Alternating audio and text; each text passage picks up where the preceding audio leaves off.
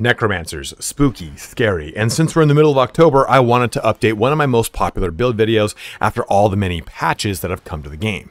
Not to mention, of course, my increased game knowledge. So if you want an unending tide of the undead, then look no further, because today will become a true necromancer, combining two very fun classes to also give you a ton of utility throughout the game outside of just, summoning dead things. If this is your first time on my channel, the way I do things is by upfronting the knowledge in my videos. So with that being said, we'll be taking 1 level into Wizard, followed by 6 levels into Spore Druid. This allows us to scribe spells right at the start of the game, and also gets us fungal infestations for some real fun summoning. We'll finish off by taking 5 more levels into Wizard, specializing in necromancy, thus giving us stronger animate dead and even more spell slots to take advantage of. You can also just go to Wizard and then 10 Spore Druid to get full access to every spell, as well as some fun necromancy, but I really wanted to get the best out of both classes and take less of a min-max approach. I provided a link to this build below that documents everything, so you can use that as your blueprint while you are leveling. But if that's all you wanted to know, then feel free to simply shut the video down and get back to enjoying your Undead Masquerade in Baldur's Gate 3. You can also navigate to any part of the video that interests you the most using the chapters about the timeline in the description. And if you found this video helpful, please don't forget to leave a comment, like, or subscribe. Each one of those things is a great way to support the channel, and it's entirely free. Lastly, check out the link to my Twitch below, where I stream this game and plenty more every Tuesday, Thursday, and Saturday. Let's get started here on the true best Necromancer build in Baldur's Gate 3. Loading into character creation, let's have some fun here. Now, of course, when it comes to race, please just choose the one that makes the most sense for you. This is a single-player narrative game, so any one of these races is going to work just fine. Some of the ones that I really like, though, are always going to be Drow, because it's my favorite race in the game. They also get access to some fun cantrips here, like Fairy Fire and Darkness. Yes. Also, Dwagar Dwarfs are really fun as well, because they have access to a lot of fun spells as well. And also, I like playing a Gith, especially for any kind of spellcaster, because they innately get access to long swords and great swords. So this does allow you to have a lot of fun if you want to play a spellcaster character that also uses a two-handed sword for some kind of, fun in the sun there. Now, into our class, of course, we're just going to be starting off as Wizard. This is going to give us the ability to scribe any spell in the game. So while we're leveling, we can access a lot of fun stuff. Into cantrips here, you have a lot of fun access to a lot of really cool ones here at the beginning. But it's worth noting too that we're going to also choose some cantrips over from the Druid. So with that being said, taking a look at these, there's some that you should get because they're only accessible to the Wizard, and some that you should wait to just get on the Druid, which you're going to get at level 2 anyway. So if this was, the character, I would wait for stuff like, Resistance is something that you can get on a Druid, or Poison Spray isn't one that you can get on a Druid. Produce Flame is not here, but outside of that, we get Guidance, Thorn Whip, and Resistance. So try to take some of the more damage-oriented ones here, right? So I would go something like Shocking Grasp, Ray of Frost, Firebolt, Bone Chill, and Acid Splash are all really good ones to take at the very beginning of the game. My personal preference would probably be something like this. Probably something like this. Actually, no, I want Shocking Grasp. This way I've got something to deal with things that get up close and personal with me. I've got a ranged beam spell, and also Bone Chill is another ranged spell, but it's tons of necrotic damage. Well, it's necrotic damage that we're going to play with quite a bit in this build. And when it comes to spells, this is just your initial set of spells at the very beginning of the game. So I would go with something like Mage Armor, which is going to give us tons of advantage. Tasha's Hideous Laughter is really good. I like Chromatic Orb to get a source of damage out, and Magic Missile is just always going to be so strong. Now, of course, too, remember, we will also be choosing some spells on Druid right at level 2. So we'll try to stick with the ones that are only accessible here to the, what is this guy called? This is a Wizard right now. So Ice Knife, for example, is a really good spell. So is Thunder Wave, but we can get those on Druid. We cannot get Magic Missile on a Druid. We can't get Shield on a Druid, so we might as well get those now and take full advantage of them. Another good one, though, is like False Life, since it is a necromancy spell. It's just not an amazing one, and we're going to have such great access to temporary hit points that it's not going to be too, amazing to begin with. I would probably go with something like Burning Hands to give you a little bit of damage in close combat if you so wish. And another nice one, too, that I like that the Druid doesn't get is Witch Bolt. So we'll go with something like that. Background, please, as always, kind of create a role play for your character. What's going to make sense for you and the way you want to play the game? Sure, you can go with the min-maxy approach, and my min-max option is typically Guild Artisan, but you know, maybe you're a criminal who's somehow fallen into the ways of necromancy. Maybe you are an outlander who at one point was a druid that somehow fell deep into the necromantic spiral, whatever it is. Also keep in mind, if you are playing this wizard, this necromancer, you might also want to go with the Dark Urge, which has its own origin. So keep that in mind. But outside of that too, we have our skills, and skills, you're just going to depend upon what you choose. I like Guild Artisan because it gives me insight and perception, which are two very good, insight and persuasion. Perception I get because I'm a drow. And all three of those are probably three of my more favorite skills to select. But outside of that, since I am a necromancer, I do want to have a little fun. So I'd probably go Arcana and Investigation. That's a personal preference. The rest of this is all going to really be up to you and whatever you'd like to choose. So for our ability scores, we're going to swap over to my Wood Elf character because this is my one at level 12. And this is how I recommend you divvy everything out. We're going to go with 12 dexterity because this is going to give us just a little bit more initiative, but it also is going to give us a little bit more armor class. We're going to then go with 14 constitution. This is of course linked to our hit points, but constitution is also linked to our ability to save against any concentration checks, since concentration is a constitution check. This enables us to keep any of our concentration spells online. Now for our intelligence, we're going to go with 15, and our wisdom, we're going to go with 17. We'll increase those later. I'm going to assume that the Hag's Hair is not an easy get with this character because our charisma is also 8. If you don't know what I'm talking about with that, again, I'm trying to make it as non-spoilery as possible, but I think this gives us the most controlled way to increase our stats while also not having anything fall behind. So this is what we'll go with here, and we'll progress now into leveling this character up. So jumping into the level progression for this character, I forgot about Ray of Sickness in the beginning, so I'm actually going to swap that off for my initial starting spells. So we'll confirm this, and we will jump over here and take a look at leveling up. So right here at level 2, we're actually going to swap off of Wizard. We're going to be taking 6 levels now into Druid. And with Druid, we'll get some more cantrips like I was saying. The best one on this list is definitely going to be Guidance. Shillelagh is a pretty fun one if you want to do any kind of melee or try to factor some melee into this build.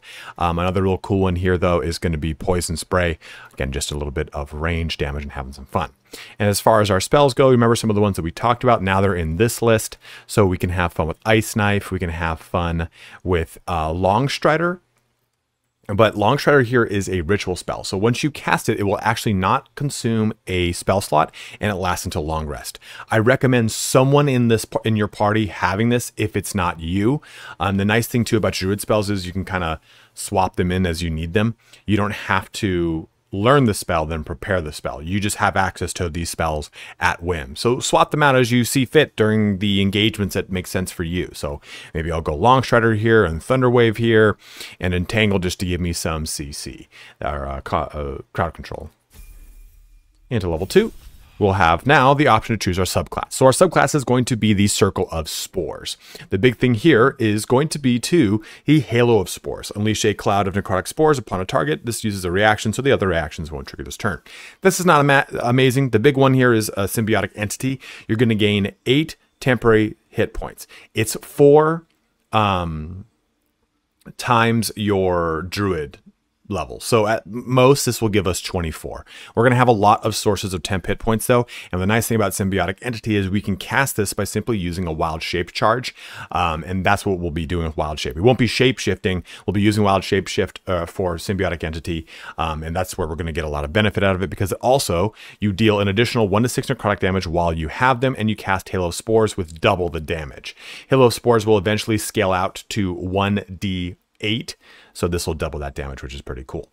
Cantrips too, I forgot Bone Chill comes on here for Circle of Spores. There's so many damn overlapping spell circles that it really threw me for a loop there. So you can actually dodge getting Bone Chill on the Wizard. Probably get Firebolt instead. So that's our level 2. We're going to jump into level 3. We're going to be a little bit behind the curve when it comes to our what are those things called? Our talents. We'll get those. I'm sorry, our feats. We'll get those a little bit later. But jumping into level, well, well, level 3 Druid, we're now going to get access to level 2 spells. And there's a lot of really good ones. For example, Hold Person is really good. Moonbeam is amazing. You're just going to have a lot of fun with this one.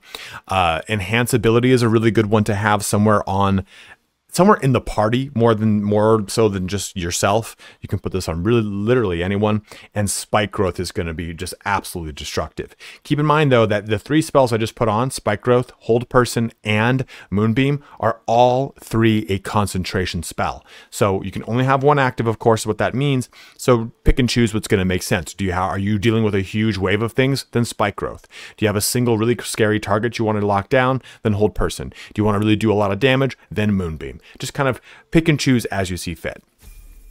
Into this, we'll go to our level 4 for Druid, which gives us another cantrip. Thorn Whip is kind of fun to move things around. I'm just going to choose Shillelagh because why the hell not? And we'll get another spell slot here. But we also now have our feat to decide on. We're a little bit late to this, but let's go through these. So for this build, I'm going to recommend Ability Improvement as our first feat. We're only going to get access to 2 feats in this build.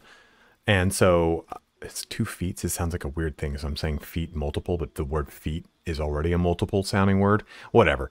Only 2 featsies.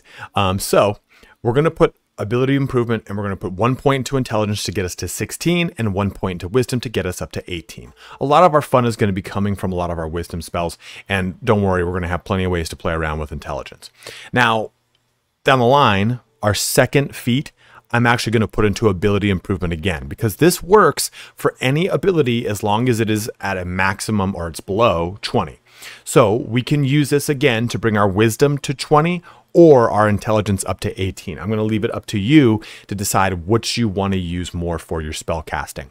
Your spells will come off of the way that they were learned, meaning any Druid spell is going to use my Wisdom. It used to have a funky way of doing things. And then any wizard spell that I ascribe is going to use my Intelligence.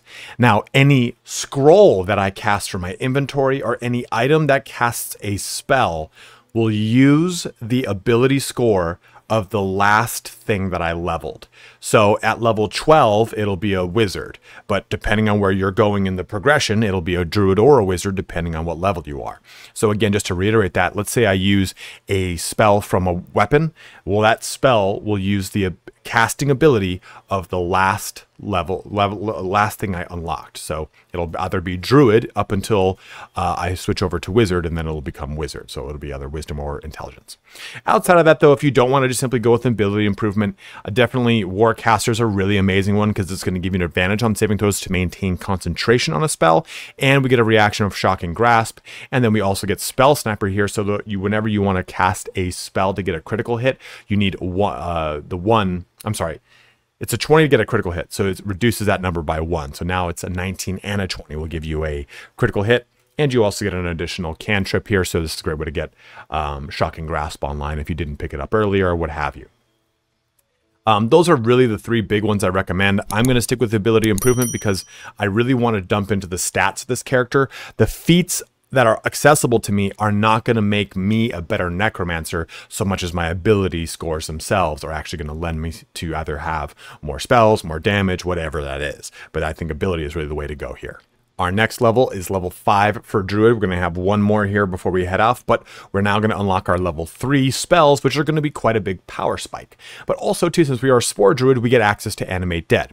Necromancer will make Animate Dead better once we get it, and we're going to get that pretty soon. So we're going to be able to tap into that. Well, not pretty soon. We'll get that at level 6. But we'll be able to tap into that whenever we tap into it. So we have Gaseous Form and Animate Dead are just spells we already have access to. And then we'll go through this list here and we can have some fun. Sleet Storm is kind of cool to knock things out of concentration. But Call Lightning is a very fun spell to do quite a bit of damage. And Plant Growth is really good. One thing to keep in mind here is Call Lightning, concentration ability. Spike Growth, where is it? Concentration ability. Plant Growth, not a concentration ability, and it is really damn good. Creatures moving through the weeds have their movement speed quartered, so their speed is reduced by 75%, if I'm vocalizing that properly.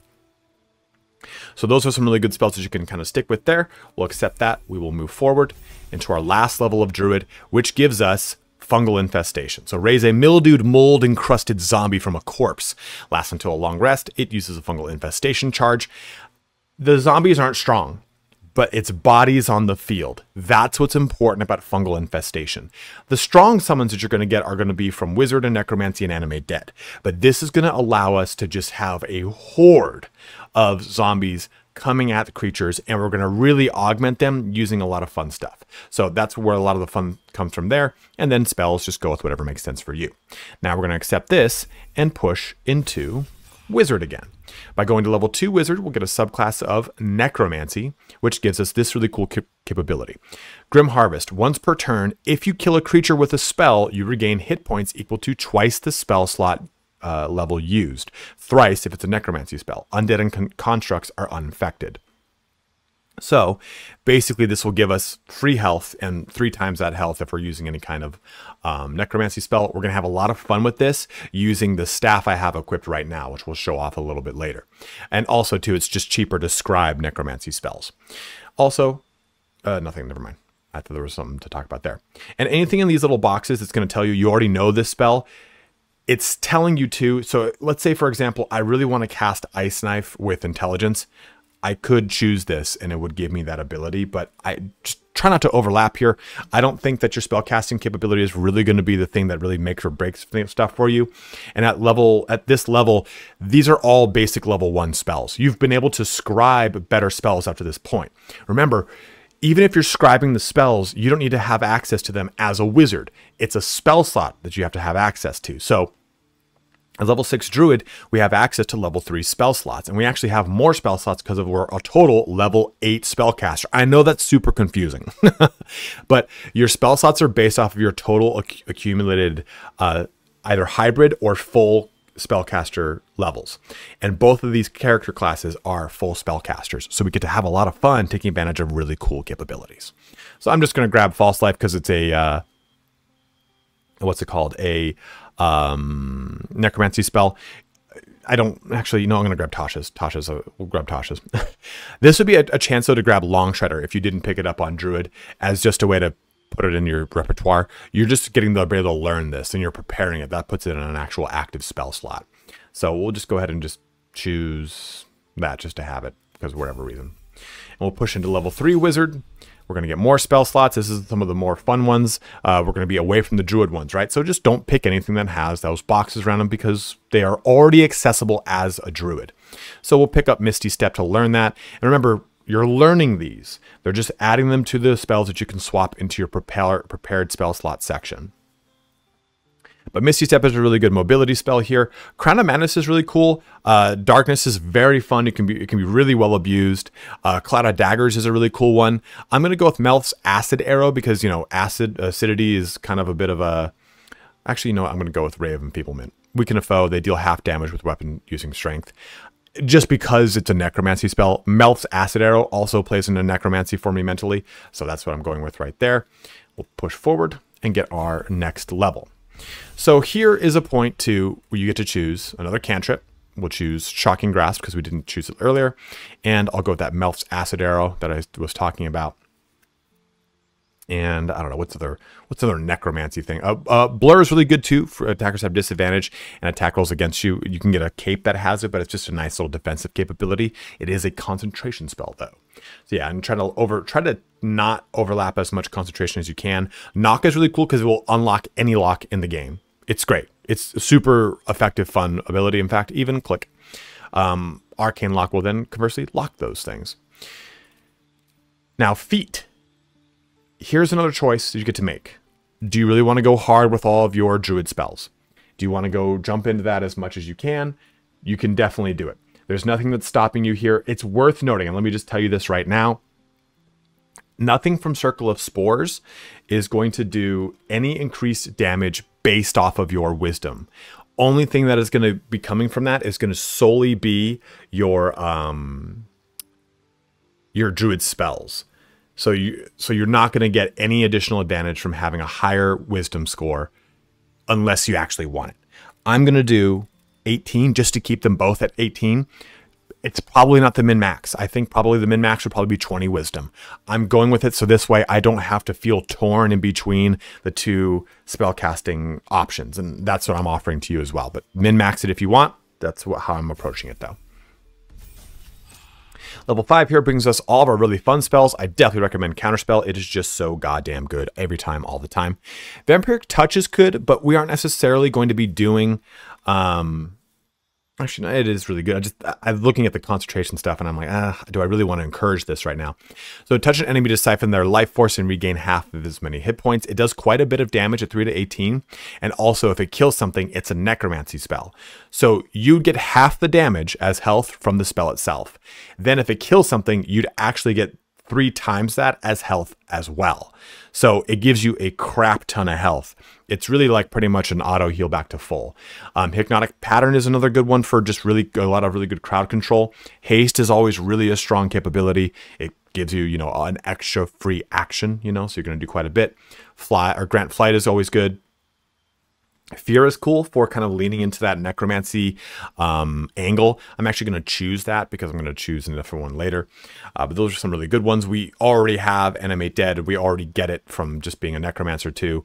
And we'll go ahead and go forward to get the last level of Wizard, which gives us Undead Thralls Animate Dead.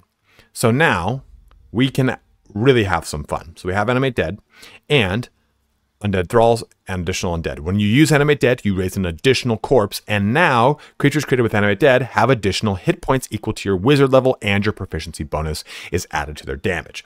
So they're going to have 6 more hit points. By going this route, you're losing 6 hit points than if you had just gone pure 12 levels into wizard. But the big thing is proficiency bonuses added to their damage. You're going to get that no matter what. So we're going to have plenty of really scary things to summon up and have a lot of fun with it. We're going to throw a fireball into the mix here. You can go lightning bolt if you want. I'm going to just choose Vampiric Touch. A lot of really good level 3 spells. Keep in mind though, I'm going to press accept to show you this. It doesn't matter what spells are in that thing. We get access to level 6 spells, just as if we had gone pure 12 levels into a wizard. At this point, we would just simply open up our spell book and scribe any of those spells that we needed, right? Here's Banishment, a level 4 spell. I cannot organize this by thing. Here's Global Invulnerability, a level 6 spell. So all you have to do is find the spell book, right? And then furthermore, when we're taking a look at this, here's all the ones that we've gotten from leveling up, solely from leveling up, right? We've gotten access to all this. But as a druid, remember, we have access to all of these spells naturally. All the ones we saw while leveling up, we can just swap them out to do whatever we see fit. Now let's talk about our gear and how this thing all pushes forward. So starting off with our weapon, the big one I want to focus on for this build is going to be the Staff of Cherished Necromancy. This is really sick. You get it in Act 3 from the Carrion Lord, and creatures have disadvantage on saving throws against your necromancy spells, which is already going to be awesome. Life Essence Harvest. When the wielder kills a hostile creature with a spell, any spell, they greedily absorb its energy and gain life essence until their next long rest. What the hell is life essence? Let me show you. And it lasts until long rest too, right? So it's there until you long rest. So life essence, affected entity has absorbed a creature's essence. It can use that essence to cast any necromancy spell without consuming a spell slot. So I have free casts of Vampiric Embrace if I so wish. Or if I don't think I have any other really cool necromancy spells on me to think of off the top of my head. Dethrone is a necromancy spell. So I can cast this level 5 tank juggernaut of a spell. And it will not cost a necromancy slot if I have that staff. It is absolutely crucial to this build because we can have so much fun with it, especially once we get to the higher levels of the game. Circle of Death is a necromancy spell. Sculpt a massive sphere of entropic energy around a creature, devastate the target and all surrounding creatures. Necromancy, they have disadvantage on saving throws against your necromancy spells. So these two things in conjunction are really going to enable you. Eye bite here, your eyes become black corridors. Walden teeth, your gaze, blah, blah. While concentrating, you may cast eye bite without expending a spell slot. Your gaze capable of inflicting dread, sickness, or putting creatures to sleep. So you have a lot of really cool high-level spells that you can use that are... that's not it. I thought there was another one over there. That are necromancy abilities that are really just honestly disgusting. The Throne and Eye Bite are a lot of fun. and you're going to really see in Circle of Death 2, you're really going to see how they are really going to pop off with this build. So hopefully you have a lot of fun with these. Blight's another really good one too. Plants take maximum damage to the spell and have disadvantage on saving throws against it, whatever, but it does 8d8 necrotic, so you can see that it is going to be a real big juggernaut of a spell. So really have some fun with these. Back onto the other items though that we have got. When you're leveling up, go with Morning Frost. You get this very early in the game. Cold damage, that is very thematic to our Necromancer. But pretty much use whatever items, weapons, and staves that you can find while leveling up. Go with the Staff of Spell Power. You gain +1 to spell save DC and spell attack rolls. You get Arcane Battery, so you can actually cast things whenever you want. You can get the Staff of Interruption, which gives you a free counter spell, which is really sick. Even in the very beginning, the Staff of Arcane Blessing can last you a long time in the game, because Bless grants an additional 1d4 saving throws and weapon attack rolls, and an additional 2d4 spell attack rolls. You can cast Bless on yourself and 2 other people and get a ton of benefit out of it. So just pretty much use whatever staff you find until you get into Act 3, and then just go beeline for the Staff of Cherished Necromancy, and your character's potency really is going to go through the roof. So when it comes to armor, you really can, since you're a spellcaster, the nice thing here is that your equipment is going to be pretty much based off of what you find throughout the game.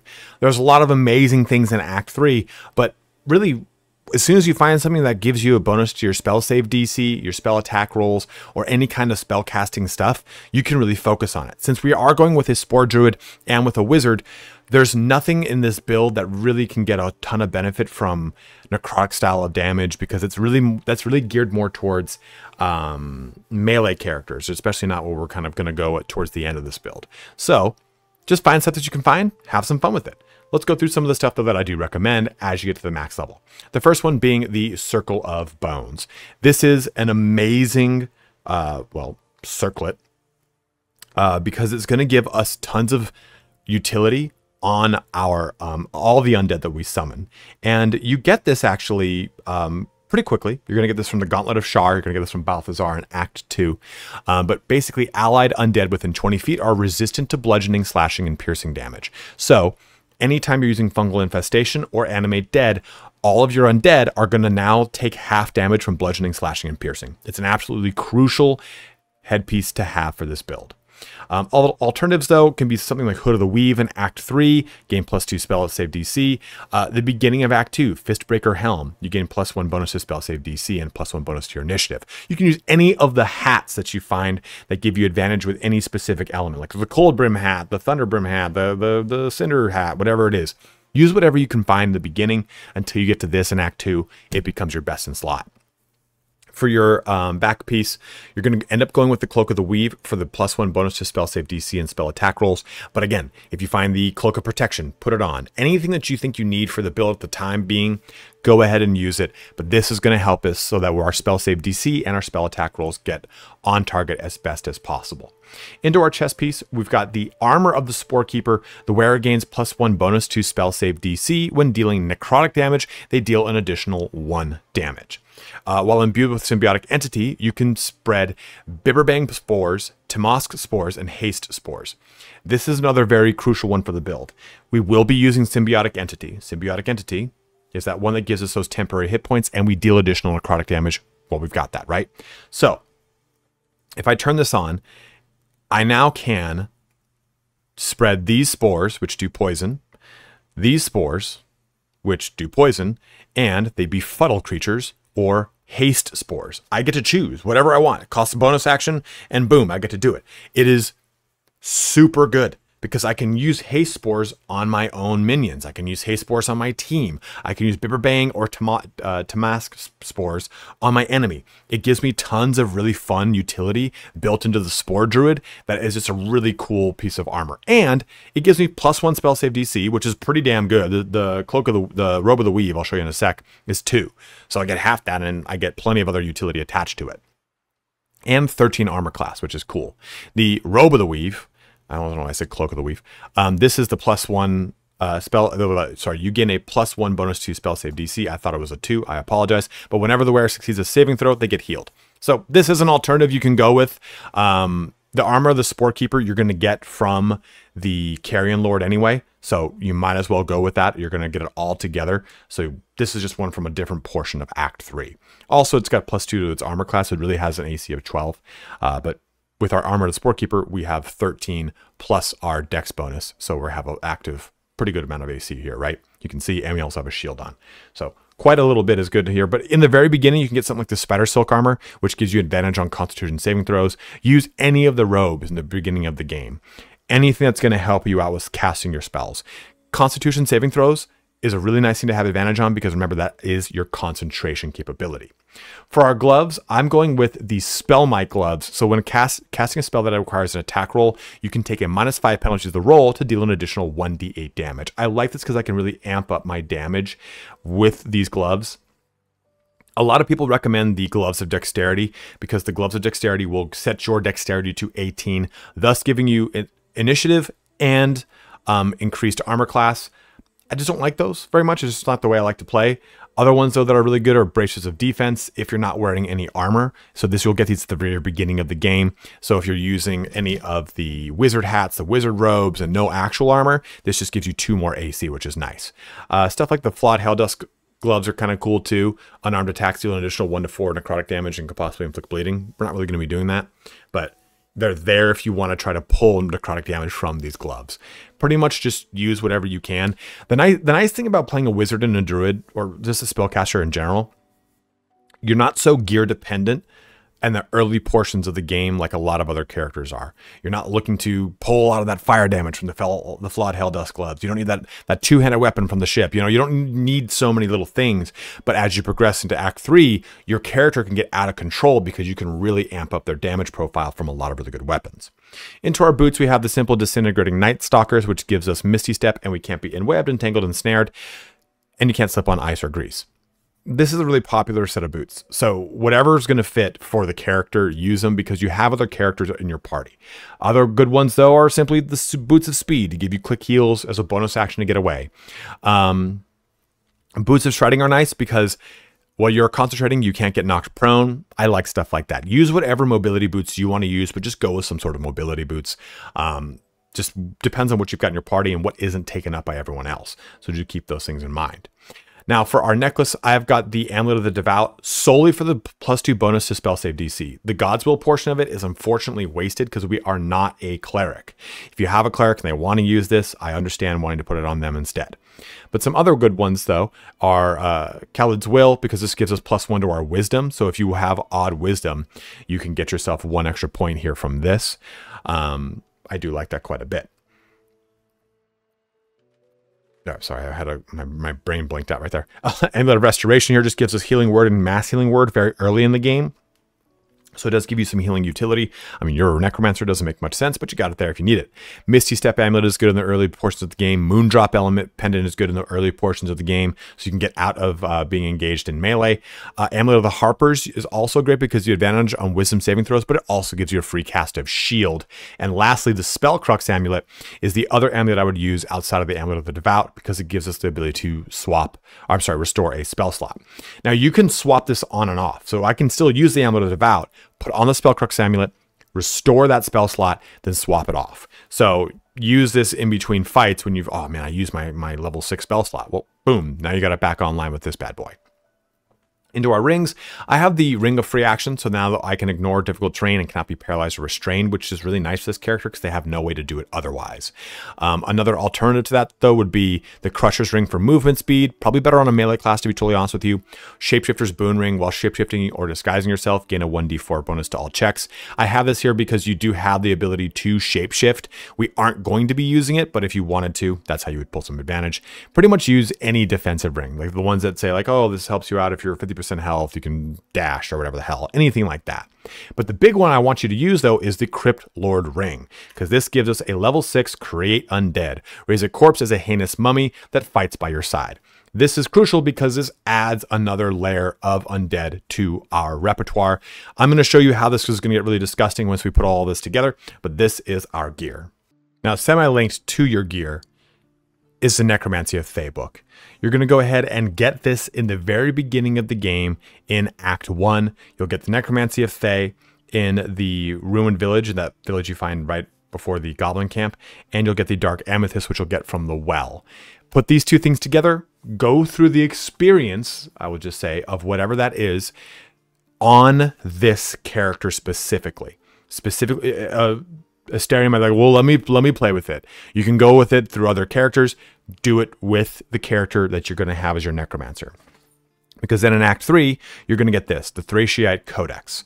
And by doing this, you're going to unlock this capability, Dance Macabre. Create 4 ghouls that fight alongside you. So now we have, if you're keeping track here, Fungal Infestations, Animate Dead, the Create Undead capability, and the Dance Macabre to summon a disgusting amount of undead with this character. What's cool about, too, this capability of going through this, every time you wake up, you will have 20 or 24, it's one or the other, I think it's 20, temporary hit points just on your character. So temp hit points are accessible by only one source, and the game will automatically default to the highest source of temp hit points. So when you wake up from a long rest, your character's got 20 temp hit points that you can leverage. Just keep in mind, if you use Symbiotic Entity, it will overwrite those 24. So you'll lose them. So what I would say is maybe try to get advantage of them as best you can. But honestly, the benefit you get from Symbiotic Entity is just so huge that it's hard to tell you to really, like, you know, sit on it. It's just nice that when you wake up, you pretty much have 100 health right out the gate, rather than the 80 that we've got right now. Outside of that, though, too, there is another portion of this I wanted to quickly talk about. It is your elixirs, and you can have some fun with this if you wanted to go with like Kill Giant Strength, Guileful Movement, Bloodlust, anything like that. I mean, obviously, you'd probably want to do something like an Arcane Cultivation or an Arcane Acuity. Arcane Acuity Elixir, because this is going to give you affected entity has a +1 bonus to its spell attack rolls and spell difficulty class for each turn remaining, reduced the duration by 2 each time the entity takes damage. So if you have this on, it'll constantly always be at 3 with the Elixir of Battle Mage's power. So I would recommend that or any of the Arcane Cultivation ones, because they just simply grant you a free spell slot. Now, this wouldn't be a Necromancer video if I didn't show off how to summon undead. So I've come here underneath the chapel in Act 3, that's all I'll say, and there's a lot of corpses. Well, we have some restrictions to how we can do this. For example, Animate Dead, if you look at the description, raise a corpse. Animate Dead, I'm sorry, that's Create Undead. Animate Dead, create an undead servant from a corpse. Fungal Infestation, it says from a corpse. But you can see that some of these say, target must be a medium or small corpse. Target must be a beast or humanoid corpse for fungal infestation. So fungal infestation requires us to use some sort of humanoid form, right? And we've got 4 charges of fungal infestation that we're going to tap into here. We've got a free a cast here of Create Undead that we can cast on these, what are they called? Doppelgangers. And we've got 1, 2, 3, 4, 5, total corpses that we can use our fungal infestation on. So we've got 1 cast here, and we've got as many casts of Animate Dead that we can pull off. But it's important to see this as well. Animate Dead can be either our level 3 variant, which is a level 3 spell slot, which can summon a skeleton, which is a ranged combatant, has a bow and arrow, or a zombie, which has melee combat. Or we have the level spell slot 5, which will use a, Flying Ghoul is a ranged combatant, and then we've got a Ghoul, which is a melee combatant. And then we also have Dance Macabre, which will summon 4 ghouls. So there's a lot that's going to go on right now. So let's take a look here. Let's go ahead and raise up a mummy. It'll only summon 1. When we use Animate Dead, it's going to summon up 2. But we'll go ahead and do our fungal infestations first. So 1.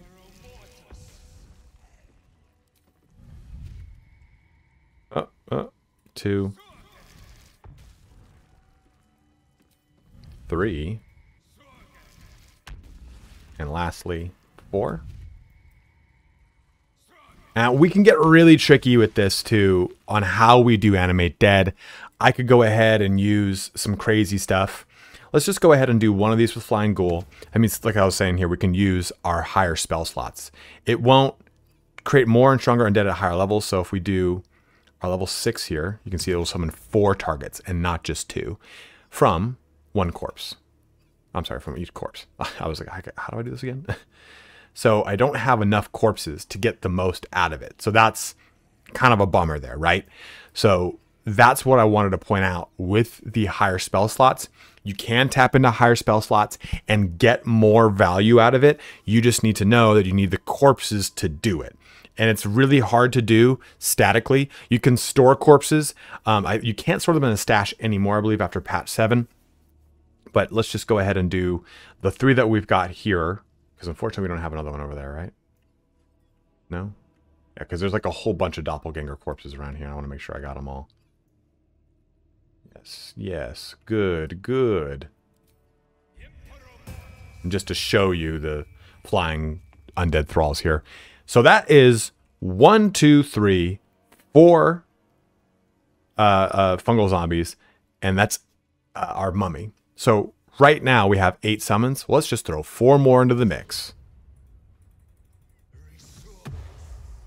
Now, they're all right there. They're all stacked up, but so I, as a necromancer, now have just a disgusting amount of undead. And I would have had 1 more ghoul, right? Had I had more corpses. I could even have more creatures had I had the corpses. Unfortunately, I don't. But let's put all this together and see how it has some fun. As we come over here to my favorite place to do this combat, I do want to show off that with the mummy, it has undead ward because of our headpiece. Affected entity is resistant to bludgeoning, slashing, and piercing damage. And the mummy is pretty damn strong. But if you even look over here at our fungal zombies, what's cool about them is they only have 9 health. They're not there to do damage. They're there to pretty much pester and annoy things. But they also get undead fortitude. So when they reduce to 0 hit points, they regain 1 point instead. So I've got 4 zombies, but they effectively act like another 4 because they don't die when they die. They'll stay around for 1 more hit. And then our ghouls, these guys, the flying ghouls here, they're just going to be able to do that. They get our undead thrall from our necromancy capabilities, and they can have some fun. You know, let's go ahead and click on one of our flying ghouls. There we go. They've got a devour, bite a knocked out, prone, or sleeping target and deal 6 to 33 slashing damage, heal that many hit points. Also, their capability here, claws. So it says range combatant. It's just saying that they can fly around. But our other ghouls, though, are pretty cool too because they... Where are you? They get gnawing horde, ravenous ghouls that fight alongside you, and oh, it's not these guys. Damn it! I thought these were the ones that I thought had it. It's the other ghouls that have a chance to turn more ghouls with their hits. So slam, hit a target with your bare fist and infect them with crawling gnaw. Crawling gnaw, infected with zombie mucus. If the affected entity dies before the infection wears off, it will temporarily rise again as a newborn zombie. So we can even expand this army by just simply using it. I love it. Let's just open up with a real big boom here. We used that level 6 spell slot. Well, let's just go ahead and get it back real quick. Level 6 spell slot, back online. And we'll just go ahead and swap this back here. So now to start us off with this fight, we can go ahead and use like Dethrone and just completely tank something. Or we could go with, where's Circle of the Dead? Circle of the Dead, and just completely rip and grip stuff. So let's go ahead and do this right here because I'm a necromancer. What do I care about hurting people? Right there. So we immediately initiated tons of stuff right there, right? Let's go ahead and look up. So we cast that spell. It healed me for 18 hit points. It wouldn't have really mattered, right? And we did 37 necrotic damage, 22, 23, 26, 23. Keep in mind, too, that I totally forgot to use Symbiotic Entity, which would have made that even stronger. But you can now see that I'm not around my whole party's not with me. And this top initiative bar is just filled with tons of damage to be done by my little bros. So let's just have some fun with them, right? So we'll fly over here and we'll swipe. And if something dies, who cares? I can just summon them up again. And of course, we only have one little thing to do there. We'll come over here with something to keep in mind too. Our ghouls that are summoned from Dance Macabre, as of like the second patch of the game, you cannot control them. They're on their own capability. They're doing their own thing. But we also have our shield capability from our spells. Something shot at me. Let's just go ahead and shut it down. That'll last quite a bit of time. Our other ghouls here, we'll have them just fly around, do some fun damage.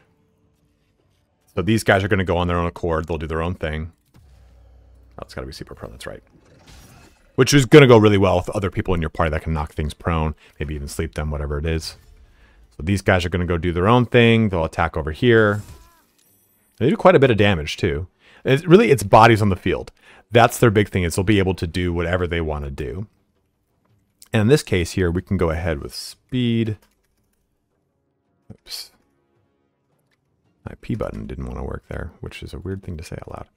There we go. So we got another potion of speed now. So now we can go ahead and cast another spell. Symbiotic Entity, we can go ahead and use that. Give us some additional necrotic damage.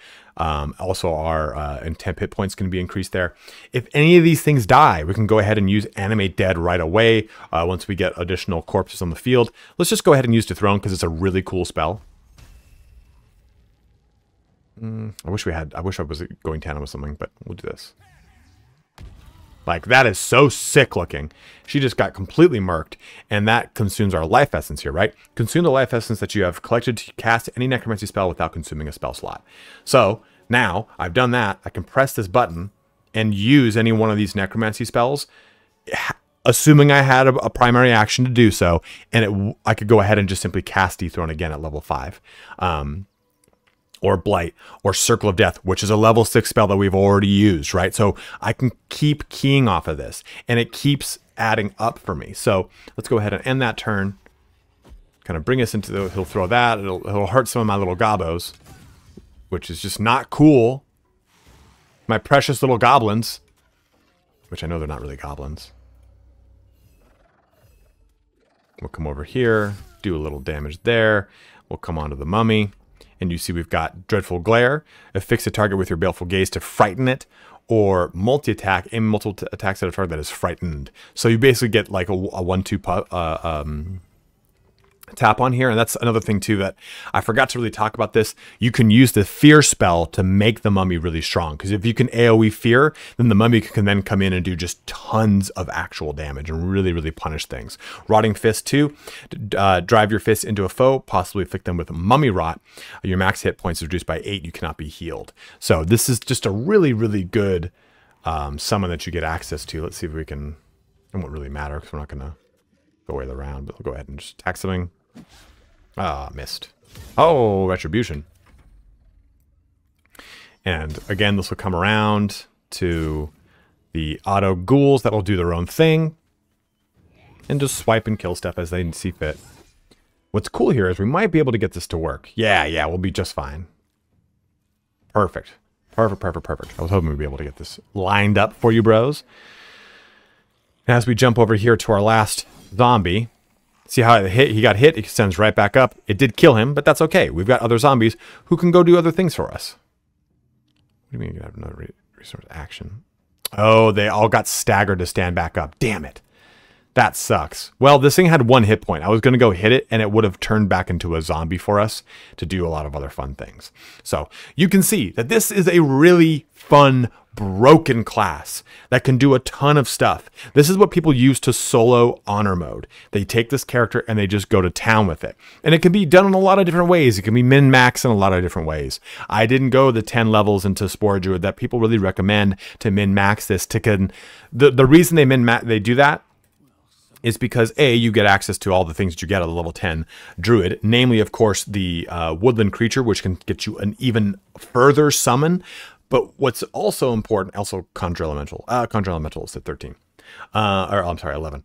The big one is that Symbiotic Entity goes from 24 temp hit points to 40 temp hit points. And every time you cast it, it resets it. So you basically get wild shape charges here, which reset on a short rest. It's just a ton of health for the character. You can just never be killed, more or less. So that's why people go the 10-2 route, in case you wanted to go that route.